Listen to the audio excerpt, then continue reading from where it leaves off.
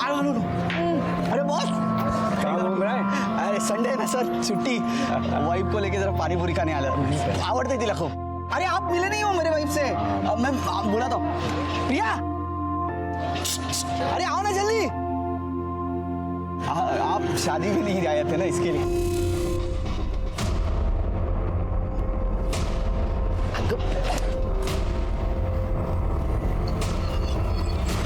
Boss sir, अरे काय झालं? नाही माहिती मला, म्हटलं तुझी ओळख करून देईन, चले गए। जाऊ द्या ना, अरे गेले। पाणीपुरी खाऊ आपण। हाँ हं? हाँ। Good morning. अरे संजय, इतना लेट? अरे वो बाइक खराब हो गई थी। बॉस सुबह से 4 बार तुझे पूछ चुके हैं। बॉस क्यों, क्या हुआ? मुझे क्या पता, खुद जाके पूछ ले। मैं कम इन सर? हाँ संजय, आ जाओ, कम सर। बैठो।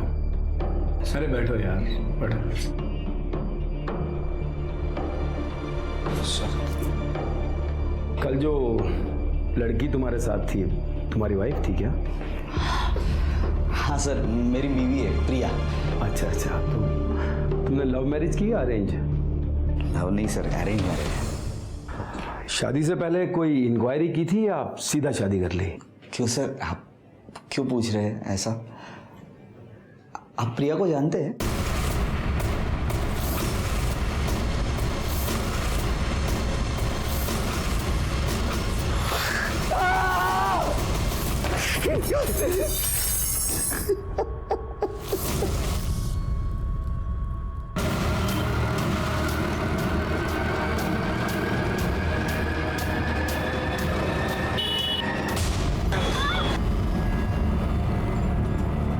अबे साले, तो दिखाई नहीं देता? कैसी गाड़ी चलाता है तू? हाँ, तेरे बच्ची को कुछ हुआ क्या?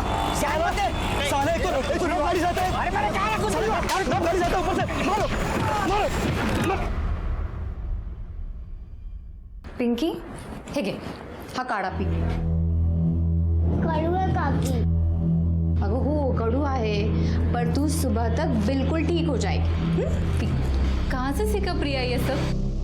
हर मर्ज की दवा इसके पास आई है ना? अरे इसके पास तो कई तरह के नुस्खे हैं, मुझे तो इसने एक दिन में ठीक कर दिया था। भगवान का लाख लाख शुक्र है कि मुझे इतनी अच्छी बहू मिली, वरना आजकल की बहुएं अरे किसी की उनको पड़ी ही नहीं रहती है। क्यों? संजय को अब तक तो आ जाना चाहिए था ना। हो दादा, कभी कभी ऑफिस में ज्यादा काम रहता है ना, तो लेट हो जाता है उनको। आते ही होंगे। नाम लिया और आ गया वो। संजय, संजय क्या हुआ? ये आपको चोट कैसे लगी? खून बह रहा है संजय, मैं फर्स्ट एड बॉक्स लेके आती हूँ। जरूरत नहीं है, मैं कर लूंगा। संजय क्यों इतनी चोटें आई हैं? संजय क्या हुआ? हाँ? किसी के साथ झगड़ा हो गया क्या? मैंने कहा ना कुछ नहीं हुआ है मुझे।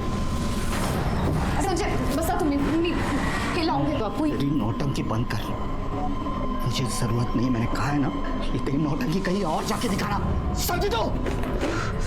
अरे क्यों गुस्सा कर रहा है तू उस पे? बाहर किसी और के साथ तू झगड़ा करके आ रहा है और उसका गुस्सा इस बेचारे में क्यों निकाल रहा है? ये बेचारी है, हाँ?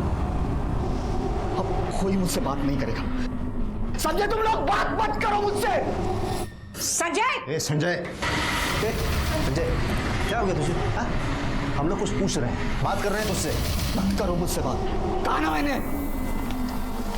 अभी ठीक है, जा। बस ये बता रहा हूँ, माँ को लेके जा रहा हूँ हमारे घर। पिंकी की तबीयत खराब है, इसलिए जो करना है वो करो।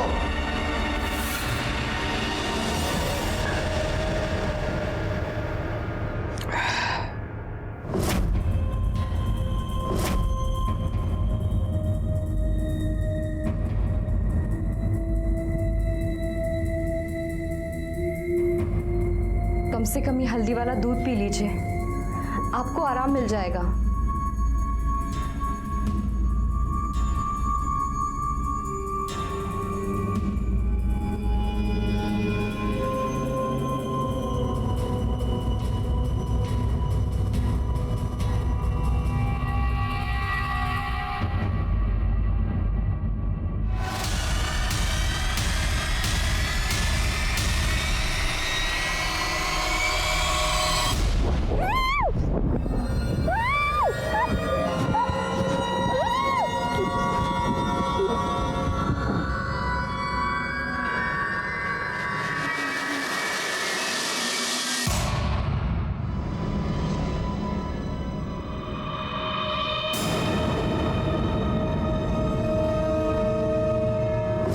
तभी तुमने अपनी बीवी का खून करने की सोच ली,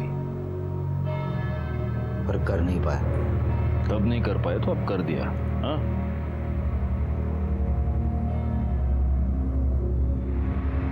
आपकी बीवी वड़ा पाव अच्छा बनाती है। बताऊंगा मैं उसको, अच्छा लगेगा उसे। चाय पियोगे?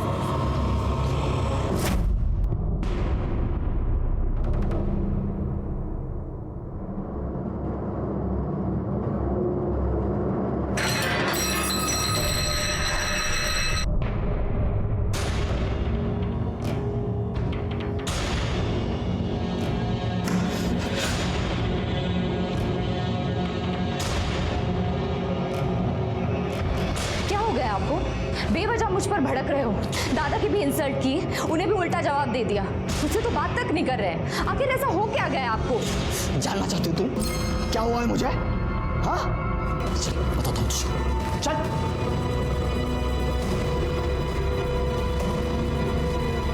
बहुत नाटक करके है ना, सब बताता हूँ तुझे। चल। सर, यही है ना वो? हाँ, इसे बताइए जो आपने मुझे बताया था। और तू तो पहचानती है नहीं, ये मेरे गुस्सा होने की वजह जानना चाहती है। बताइए इसे कैसे आपने इसे 25,000 में खरीदा था और कैसे आप इसके पहले क्लाइंट थे। क्या अनाप शनाप बक रहे हो तुम? हैं? मैंने तो तुमसे ऐसा कुछ नहीं कहा। सर, आप क्या कह रहे हैं? यही है संजय, मैं बात करता हूँ तुमसे। मैडम आप प्लीज़ 2 मिनट के लिए बाहर जाइए, मुझे संजय से अकेले में कुछ बात करनी है, प्लीज़। पर सर आपने तो मुझे। दिमाग खराब है तुम्हारा, पागल हो गए हो क्या तुम? अरे मैंने वो बात तुम्हें तुम्हारी भलाई के लिए बताई थी और तुम अपने फैमिली मैटर में मुझे खींच रहे हो। संजय, ये तुम्हारा और तुम्हारी पत्नी का आपस का मामला है, इसे घर जाके सॉल्व करो।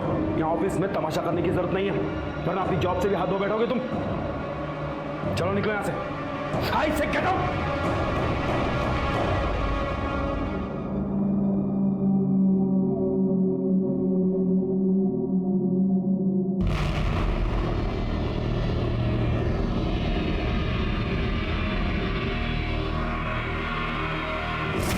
संजय, जो तुम्हारे बॉस ने तुम्हें बताया वो तुमने अपनी बीवी को बताया नहीं? नहीं सर, उसे क्या पता था? संजय, तुम्हें कभी ऐसा नहीं लगा कि शायद तुम्हारा बॉस तुम्हारे साथ झूठ बोल रहा था? शायद उसका कोई हिडन मोटिव था जिसकी वजह से वो तुम्हारे दिमाग में शक डाल रहा था। लगा था सर, मैं बॉस की बातों पर विश्वास नहीं करना चाहता था, पर न जाने क्यों बॉस की बात मेरे मन में घर कर गई। मैं प्रिया पर शक करने लगा। वो जहां जाती थी उसका मैं पीछा करता था।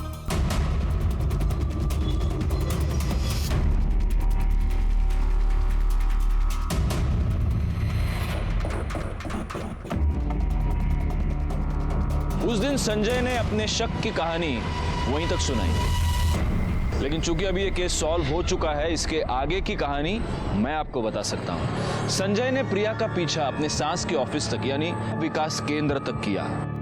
संजय की सास प्रिया की मां कोई साधारण महिला नहीं थी, वो एक सोशल वर्कर थी। लेकिन वहां कुछ गड़बड़ था, कुछ ऐसा था जो सही नहीं था। क्या था वो? संजय के बॉस ने उसे जो कहानी सुनाई थी, क्या उसका और इसका कोई कनेक्शन था?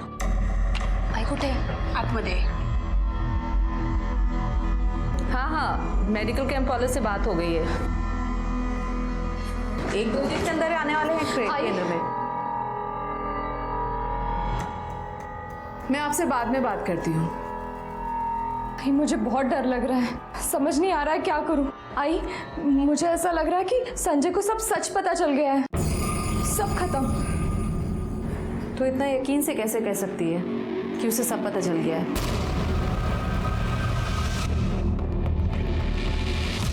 मैं क्या बताऊँ, आपसे ही मिलना है क्या? आप ही ने फोन किया था? मैंने ही फोन किया था। अच्छा, आ जाओ आप। वो पैसा लाएगा, एक काम करो जेब में डालो। ये यहाँ से नहीं, वहाँ से। देख प्रिया, ये जो भी मुसीबत है मुझ तक नहीं पहुंचनी चाहिए। कैसे भी मैनेज कर, समझे ना?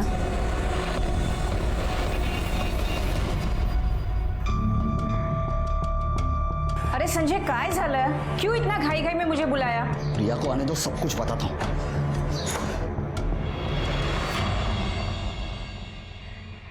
या अरे आई तुम्ही? आप तो भैया के यहाँ से अगले हफ्ते आने वाली थी ना? हाँ, आने वाली थी, पर इसने कहा कि कुछ जरूरी काम है, इसलिए आज ही आ गई। काय झालं हो? क्या काम था? आई को क्यों बुला लिया आपने? ये जो सती सावित्री होने का नाटक करती है ना तू, उसका भांडा फोड़ने के लिए इसलिए बुलाया माँ को। माँ को भी पता चले ये भोले वाले चेहरे के पीछे सच्चाई क्या है। संजय, क्या है ये? क्या बोल रहा है तू? मैं झूठ नहीं बोल रहा हूँ, ये तुम्हारी बहू है ना, धंधा करती है, धंधा। कितने लोगों के साथ सोई है। संजय आपको कुछ गलतफहमी हुई है? कुछ गलतफहमी नहीं हुई है। 3 दिनों से तुम्हारा पीछा कर रहा हूं मैं, 3 दिनों से।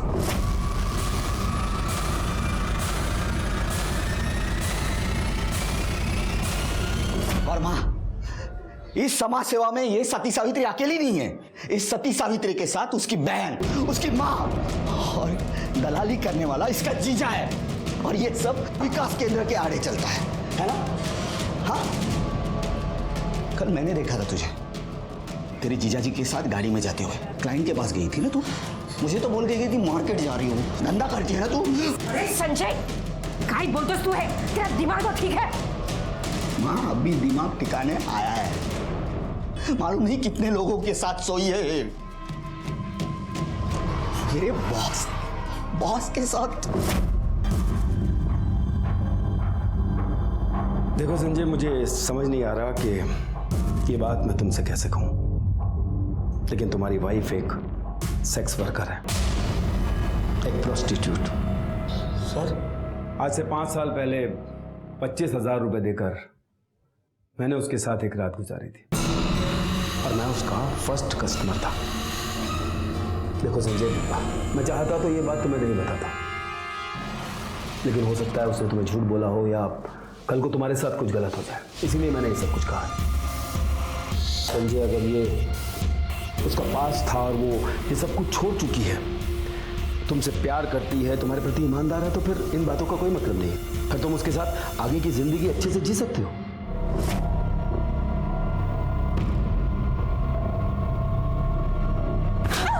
इतना बड़ा धोखा दिया तूने मुझे, मेरे इस घर को अपवित्र कर दिया। अरे तूने तो हमें किसी को मुंह दिखाने के लायक भी नहीं छोड़ा। निकल यहाँ से, निकल यहाँ से, निकल यहाँ से, मैं बोलती हूँ निकल यहाँ से, मेरी बात निकल यहाँ से। ये तेरे मगरमच्छ के आंसू है ना, जाकर कहीं और बहा और इस घर में आने की कोशिश भी मत करना। चल निकल यहाँ से, निकल यहाँ से, निकल यहाँ से, निकल यहाँ से, निकल बोल रही है प्लीज, निकल यहाँ से। अगर काय चल रहे हैं, शांत हो जा। ए भाई लोग, क्या तमाशा लगा है क्या? निकलो, तू शांत हो जा। इस घर का तमाशा मत बनाना। चल आत्मदे, चल तू आत्मदे।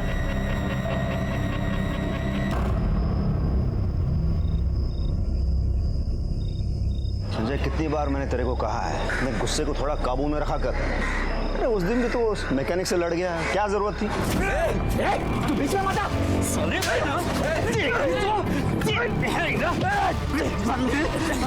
संजय, संजय, क्या कर रहा है? तू छोड़ दे।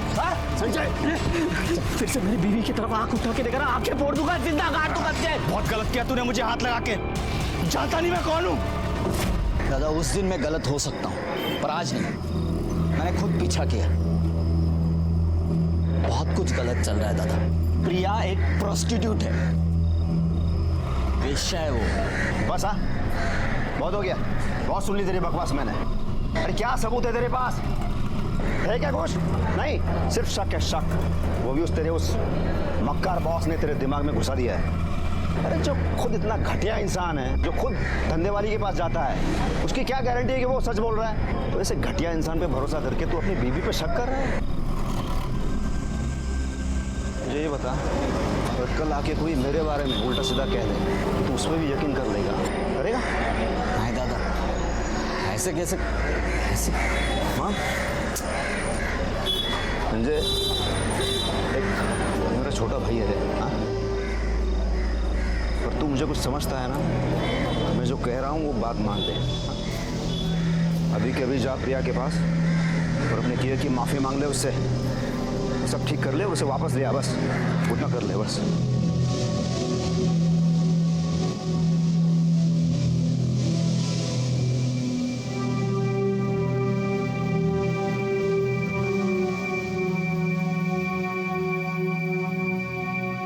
प्रिया, आई एम सॉरी। मुझसे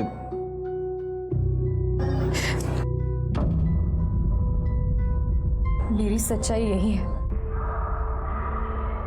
कि मैं एक प्रोस्टिट्यूट थी। आपको कोई गलतफहमी नहीं हुई।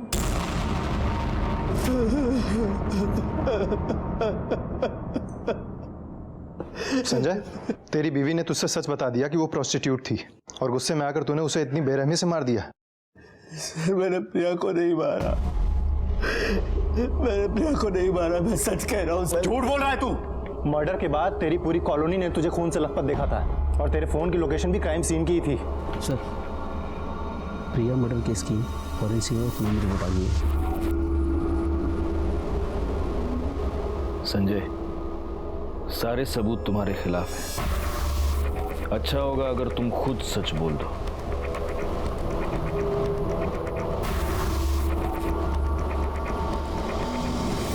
सुनावणे सर, रिपोर्ट के मुताबिक प्रिया के हाथों और कंधों पर इंजन ऑयल के ट्रेसेस मिले हैं, लेकिन उसकी बॉडी पर इंजन ऑयल कहां से आया? सर ये हो सकता है कि संजय की बाइक का हो और संजय के हाथों से ये प्रिया के हाथों और कंधों पे लग गया।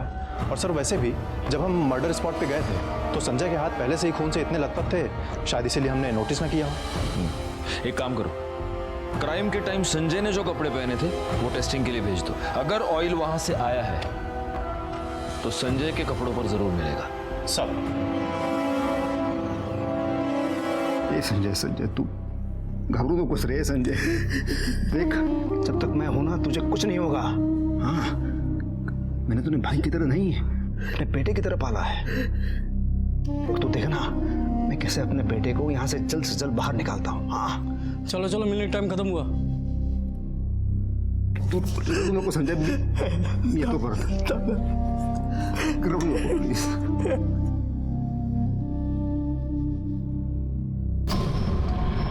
तूने आखिरी बार अपनी बाइक सर्विसिंग कब करवाई थी?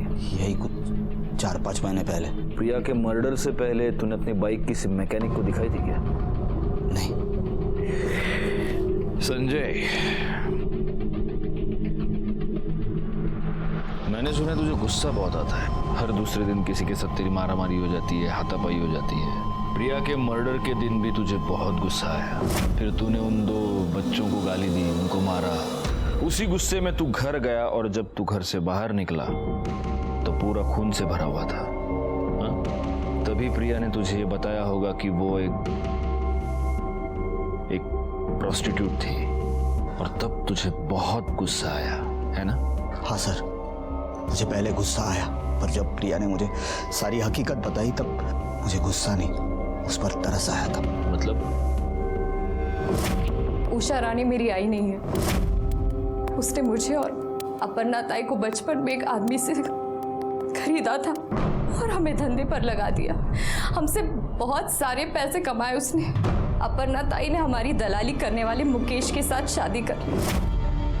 उसके बाद मैंने भी सोचा कि मैं भी शादी करके अपना घर बसा लूं, पर उषा ताई इसके लिए कभी तैयार नहीं होगी, क्योंकि उसको डर था कि अगर मैंने उसकी पूरी सच्चाई समाज के सामने रख दी तो वो कहीं की नहीं रहेगी।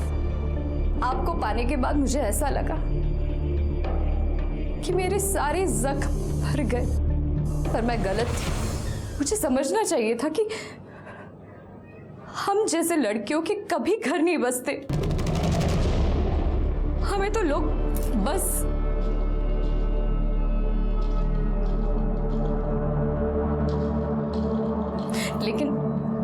लेकिन आप टेंशन मत लीजिए, मैं आपको छोड़ के चली जाऊंगी बिना किसी तमाशे के। मुझे और कुछ नहीं चाहिए, बस आप खुश रहो।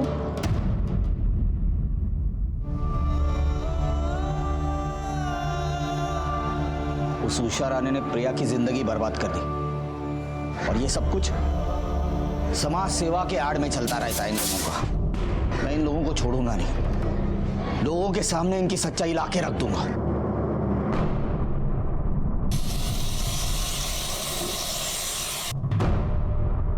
चलो ठीक है, मान लेते हैं तेरी बात, लेकिन तू उनकी सच्चाई लोगों के सामने लाएगा कैसे? इस तरह के लोगों की पहुंच बहुत ऊपर तक होती है रे। जो हो गया सो हो गया, भूल जाए ये सब। प्रिया की जिंदगी बर्बाद की इन लोगों ने, और कितनी लड़कियों की ये जिंदगी बर्बाद कर रहे हैं अभी भी। हाँ, ये भी सच बोल रहा है तू, लेकिन उसके लिए हमें कुछ ऐसा करना होगा संजय कि हमारा काम भी हो जाए और उनको पता भी ना चले।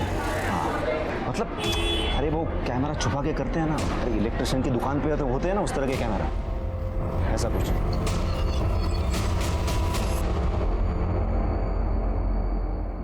अरे दामाद जी, ऐसे अचानक? बैठिए, क्या लेंगे आप? कुछ लेने नहीं, देने आया हूँ। आखिरी वार्निंग दे रहा हूँ तुझे, ये जो गोरख धंधे ना बंद कर। मतलब आप क्या बोल रहे हैं? मुझे कुछ समझ में नहीं आ रहा है। ओह, तुझे समझ में नहीं आ रहा है? बहुत बोली है तू। हाँ, इस चार दीवारियों के अंदर क्या चलता है सब कच्चा चिट्ठा है मेरे पास इस पेन ड्राइव में। स्टिंग ऑपरेशन करवाया था इस जगह का मैंने। समाज कल्याण की आड़ में तू लड़कियों से धंधा करवाती है। आना। देखिए, आपको कुछ गलतफहमी हुई है, वो सब तो मैंने कब का बंद कर दिया। अच्छा, तो तुम्हारा ड्राइवर लोगों से पैसे लेके उन्हें पिछले रास्ते कहाँ छोड़ता है? हाँ? और ये मुकेश मेरी बीवी को लेके कहाँ जाता है? बताओ। मानती हूँ मैं कि यहाँ जो कुछ भी चल रहा है वो गलत है, पर प्रिया और अपर्णा का इससे कुछ लेना देना नहीं है। और उन दोनों ने मुझे कब का छोड़ दिया, और यहाँ तक कि मुकेश भी मुझे छोड़कर चला गया है, अपना गैराज खोल के बैठा है। मैं तेरी बकवास सुनने नहीं आया हूँ, समझे? आखिरी वार्निंग दे रहा हूँ, बंद कर ये सब, वरना ये है ना, ये वायरल कर दूंगा, पुलिस के पास जाऊंगा, समझे? उषा के यहाँ से निकलने के बाद मुझे लगा मेरा काम हो गया, और मेरा गुस्सा बिल्कुल कम नहीं होता, क्योंकि यही उषा थी जिसने मेरी प्रिया को इस दलदल में फेंका था। मैं वहां से सीधा घर गया।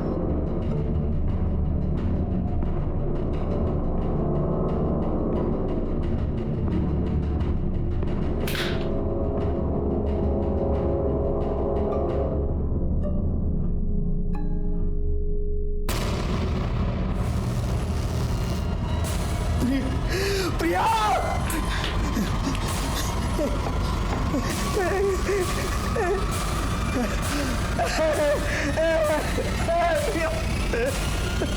विकास केंद्र का तूने स्टिंग ऑपरेशन किया, वो वीडियो पेन ड्राइव कहाँ है? सर, मैंने कोई स्टिंग ऑपरेशन नहीं किया। नहीं किया था क्या मतलब है? तुमने तो पेन ड्राइव दिखा के उषा को धमकी दी थी ना? सर, मेरा प्लान था स्टिंग ऑपरेशन करने का, इसलिए मैंने एक दोस्त को मदद के लिए बुलाया, पर लास्ट मोमेंट पे उसने मेरी मदद करने से मना कर दिया, तो स्टिंग ऑपरेशन वही रुक गया। तो प्रिया ने मुझे उषा के बारे में सब कुछ बता दिया था, और कैसे भी करके मुझे उषा के ये सब गोरख धंधे बंद करने थे। तो मैं ब्लैंक पेन ड्राइव लेके उषा के पास गया। सर, उषा विकास के आड़ में प्रोस्टिट्यूशन का धंधा करती थी, वो नहीं चाहती थी कि उसकी बदनामी हो।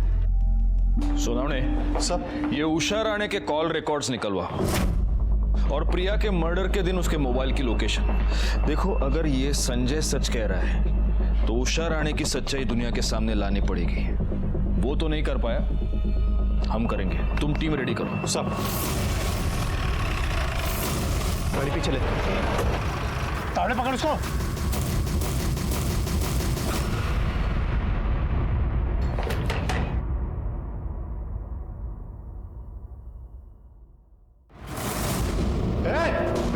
मॅडम, यांना सगळ्यांना साईडला घ्या. चला एक साईडला या इकडे.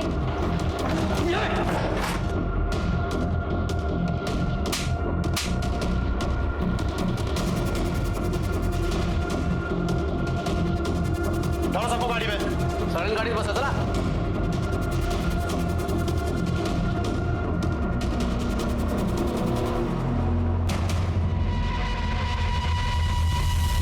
संजय ने उषा राणे के बारे में हमें जो भी बताया था वो सब सच निकला। उषा राणे वाकई में प्रोस्टिट्यूशन का एक बहुत बड़ा रैकेट चला रही थी। इसका मतलब संजय की और भी बहुत सारी बातें सच हो सकती हैं। एक काम करो सोनावड़े, सर उषा राणे के बारे में अपने आसपास के सारे पुलिस स्टेशन और खबरियों को डिटेल्स दे दो, और प्रिया की वो बहन, क्या नाम है उसका, अपर्णा, उससे भी पूछताछ करो। उषा राणे के बारे में जितनी भी इंफॉर्मेशन मिल सके सारी निकालो जल्दी सब। ओके या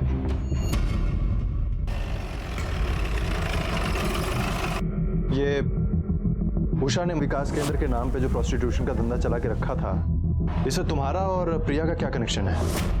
सिर्फ इतना कि हम दोनों बहनें भी उसके लिए बाकी लड़कियों की तरह कमाई का जरिया थी, और शादी के बाद हमने उसे और उसने हमें छोड़ दिया था। और तुम्हारे पति मुकेश ने? उसने भी वहाँ से निकलने के बाद उसने एक छोटा सा गराज खोला और ईमानदारी की 2 रोटियां खाने के लिए दिन रात मेहनत कर रहा है। रिपोर्ट के मुताबिक प्रिया के हाथों और कंधों पर इंजन ऑयल के ट्रेसेस मिले हैं। तुम्हारे पति मुकेश कहाँ मिलेगा अभी? पता नहीं, विकास केंद्र में रेड पड़ने के बाद से वो घर नहीं लौटा है।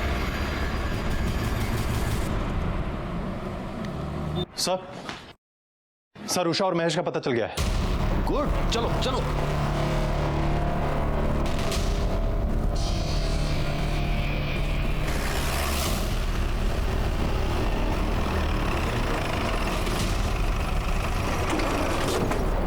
कुठे? ती आतमध्ये आहे.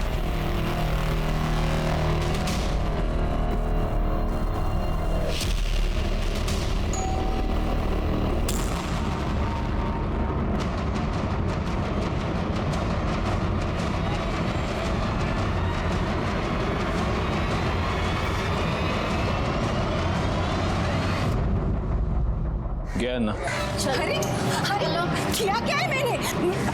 मुझे किया क्या है? ऐसे कैसे ले जा सकते हैं मुझे? मैं क्यों मारूंगी उसे? ये क्या है? हाँ? क्या ये? तुम्हारे कॉल रिकॉर्ड्स हैं। जिस दिन प्रिया का खून हुआ उस दिन तुम और मुकेश प्रिया के घर के पास थे। जब संजय पेन ड्राइव और स्टिंग ऑपरेशन की धमकी देकर गया तो मैं डर गई थी। आखिरी वार्निंग दे रहा हूँ, बंद कर ये सब, वरना ये है ना, ये वायरल कर दूंगा। उसके बाद फौरन मैंने मुकेश को फोन लगाया।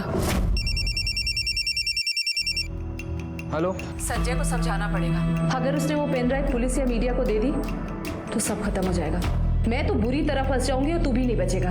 मदद मांग रही है या धमका रही है मुझे? मैं सिर्फ बता रही हूँ तुझे, जिस तरह से वो मुझसे गुस्सा है ना, मेरी एक भी नहीं सुनेगा। अब तू ही उसे समझा सकता है। ठीक है, तुम पहुंचो उसके घर, मैं भी आता हूँ। दोनों मिलकर समझाएंगे तो कहीं नहीं जाएगा वो, टेंशन मत ले। हाँ मुकेश, मैं पहुंच गई हूँ। तुम इधर मत आना अभी, इधर पहले से कुछ तो भी लफड़ा हुआ है। मुकेश वहाँ, हेलो। कहानी बहुत अच्छी है लेकिन सच्ची नहीं है, क्योंकि सच ये है कि तुम दोनों ने प्रिया को मार दिया और वहां से भाग गए।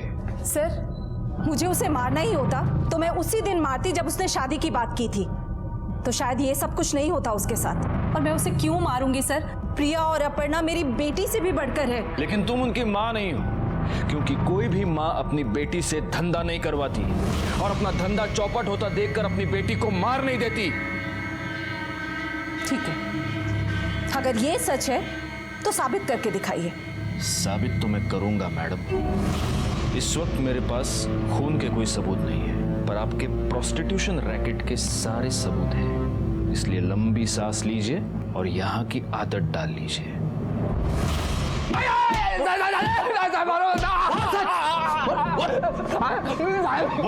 अपर्णा से जब से शादी किया है ना, सारे गलत धंधे छोड़ दिया साहब। मेहनत करता हूँ साहब, ईमानदारी की रोटी खाता हूँ। अच्छा, तो जब प्रिया का खून हुआ तू उस एरिया में क्या कर रहा था? मैं नहीं जाना चाहता था साहब उधर, गैरेज में काम कर रहा था। तो उषा ताई का फोन आया, उसने बुलाया, इसके लिए गया था। लेकिन साहब मैं जब उधर गया तो उधर पहले से ही कोई लफड़ा चालू था। हाँ मुकेश, मैं पहुंच गई हूँ। तुम इधर मत आना अभी, इधर पहले से कुछ तो भी लफड़ा हुआ है। मैं निकल रहा हूँ यहाँ से, तुम भी निकल जाना है। बहुत अच्छी कहानी बना लेता है तू। तू सीधा गैरेज से गया था ना प्रिया को मारने के लिए। तेरे हाथ में इंजन ऑयल लगा हुआ था। प्रिया की बॉडी पे से हमें इंजन ऑयल के दाग मिले हैं। तुझे जैसे ही पता चला कि पुलिस तुझ तक पहुंचने वाली है, तू वहां से भाग गया। मार साले को, मार। मैंने किसी को नहीं मारा है साहब। प्रिया मर्डर केस में हमारा खबरी इंफॉर्मेशन लेकर आया है।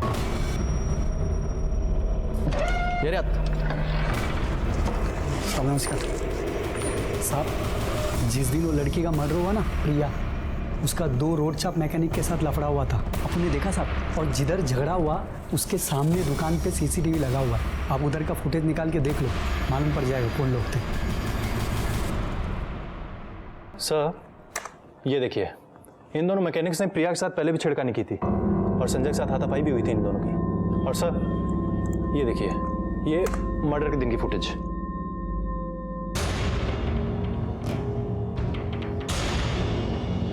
पॉज करो, सुनो ने मिल गया। इस केस में हमको लीड मिल गया। ये दोनों इस एरिया के दादा हैं ना? हाँ सर, पहले भी कई कंप्लेंट्स आ चुके हैं इनके बारे में। प्रिया के मर्डर केस का कनेक्शन मोटर ऑयल से है और ये दोनों मोटर मैकेनिक हैं। उठाओ इन दोनों को। सब क्या साहब, जब मर्जी तब आप उठाकर लेकर लगे। अरे मेरे सामने गला फाड़ के तेरा कोई फायदा नहीं है। नुकसान जो भी बात करना है साफ से करने का। मैं साफ से डरता हूँ क्या? डरता हूँ। अभी जो पूछ रहे हैं ना उसका साफ साफ जवाब दे। प्रिया ने तेरे को थप्पड़ क्यों मारा था? वो साहब मैं उसको कुछ बोल दिया था। सिर्फ बोला था?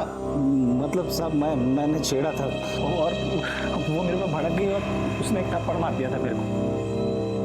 और इसलिए तेरे को गुस्सा आया, तू उसके पीछे उसके घर तक गया और उसके घर में घुसकर तूने उसका खून किया। नहीं साहब, आज शपथ मैं किसी का खून नहीं किया साहब। अच्छा, ये देख देख देख,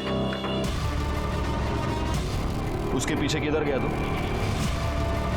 वो क्या साहब, मैं ना वो बाइक का टेस्ट ड्राइव करने के लिए गया था। तू पूरे 1 घंटे के बाद अपने गैरेज पे वापस आया। साहब वो क्या है कि बाइक ठीक हो गई थी, तो इसलिए एक बाइक को क्लाइंट के घर पे छोड़ने गया था। तू क्लाइंट को होम डिलीवरी भी देता है क्या? सोनावड़े, एक काम करो, इसका ये जो भी क्लाइंट है उसके पास इंक्वायरी करो और तब तक ये दोनों को बिठा के रखो इधर। साहब ऐसे बैठा के काहे को रखने का? अगर अपन लोग झूठ बोला होगा ना तो वापस उठा के लाना, टाइम खोटी काहे को करने का साहब।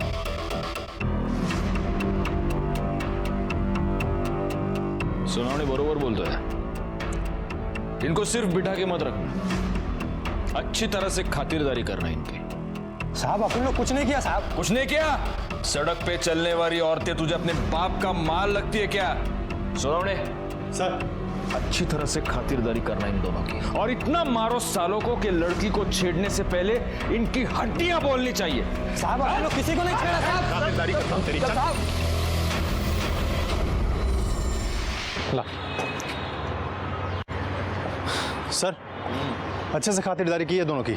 लेकिन ये सुबह का डोज है, शाम को फिर फोड़ना उनको। ठीक है सर।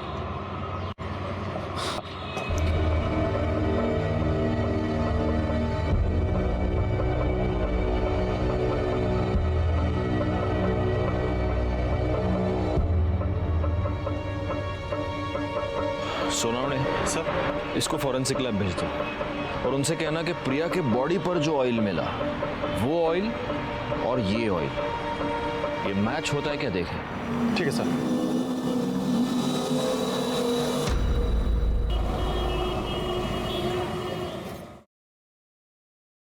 सर प्रशांत आले। हाँ प्रशांत, आओ आओ। सर मुझे क्यों यहाँ पे बुलाया? आओ आओ बैठो।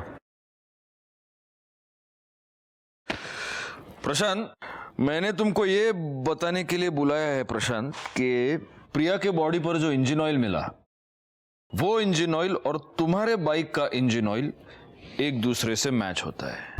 हाँ तो सर, इस तरह का ऑयल तो सड़कों पे काफी सारे बाइक्स पे मिलेगा। ये बात तो सही है, लेकिन फिर उन सब लोगों की मोबाइल लोकेशन प्रिया के घर के पास नहीं है मर्डर के वक्त, जो तुम्हारी है। सुनाओ ने देखो। और ये रहे कॉल रिकॉर्ड्स, ये तुम्हारी कॉल लोकेशन। और तुमने तो अब तक हमको ये बताया नहीं था कि मर्डर के वक्त तुम प्रिया के घर के पास थे। सर मैं एक्चुअली उस जगह पे नहीं था, उसके आसपास था। आसपास थे।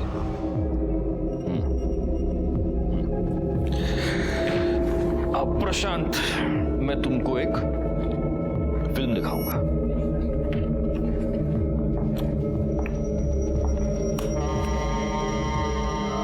देखो, और ये तुम्हारी एंट्री।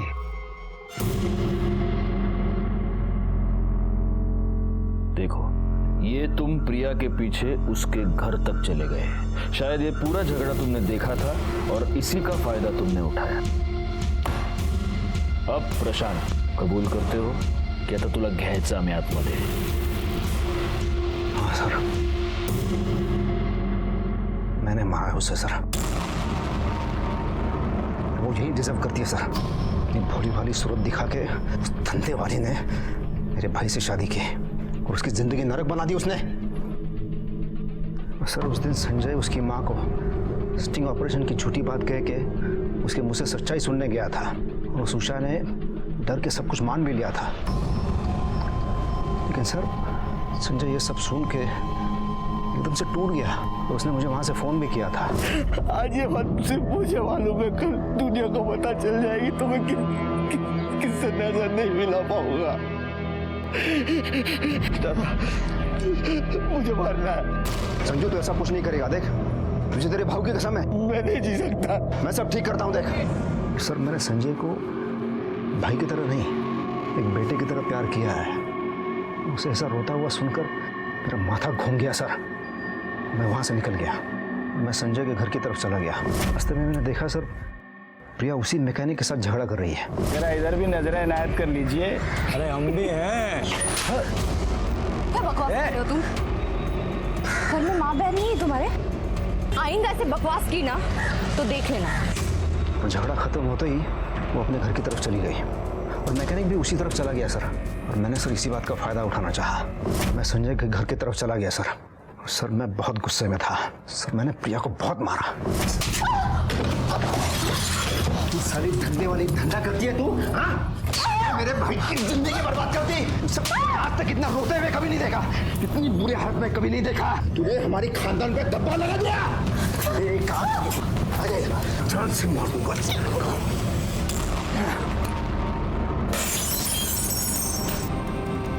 सर मैंने संजय को हमेशा एक बेटे की तरह पाला है, इसे कभी कोई तकलीफ नहीं होने दी मैंने। सर मैं जान गया था अगर वो प्रिया उसकी जिंदगी में रहती ना सर, उसे हमेशा दुख मिलता और इसीलिए उसे मरना जरूरी था। तुमको ऐसा लगता है प्रशांत कि तुमने अपने भाई को बचाया, लेकिन तुमने उसको दुख की दलदल में और ज्यादा धकेल दिया, क्योंकि आज भी तुम्हारा भाई प्रिया से बहुत प्यार करता है। वो ये मानता है कि प्रिया जैसी लड़की जिसने अपनी जिंदगी में इतना कुछ झेला है, उसे एक अच्छी जिंदगी जीने का अधिकार है। और तुम जैसे घटिया और दिमाग से बीमार लोग ये बात कभी समझ नहीं पाते। प्रशांत पर प्रिया के मर्डर का केस आज भी माननीय कोर्ट में लंबित है और प्रशांत इस वक्त जेल में है। प्रिया का अपना अतीत छुपाना और संजय का अपनी बीवी की अच्छाइयों की ओर नजरअंदाज कर उसके अतीत को खंगालना, ये सब टाला जा सकता था अगर इन दोनों ने अपने रिश्ते में आई शक की दस्तक को सुना होता, उसे समझा होता, उसे दूर किया होता, तो इस गुनाह को टाला जा सकता था। खैर केस तो सॉल्व हो गया और हमें अपने इस थैंकलेस जॉब से थोड़ा सा टाइम निकालकर अपने परिवार के साथ वक्त बिताने का मौका मिल गया। मैं सीनियर इंस्पेक्टर राजेश यादव आपसे विदा लेता हूं। दोबारा मिलूंगा, तब तक सतर्क रहिए और देखते रहिए क्राइम पेट्रोल दस्तक। मकसद बताना नहीं, बचाना है। जय हिंद।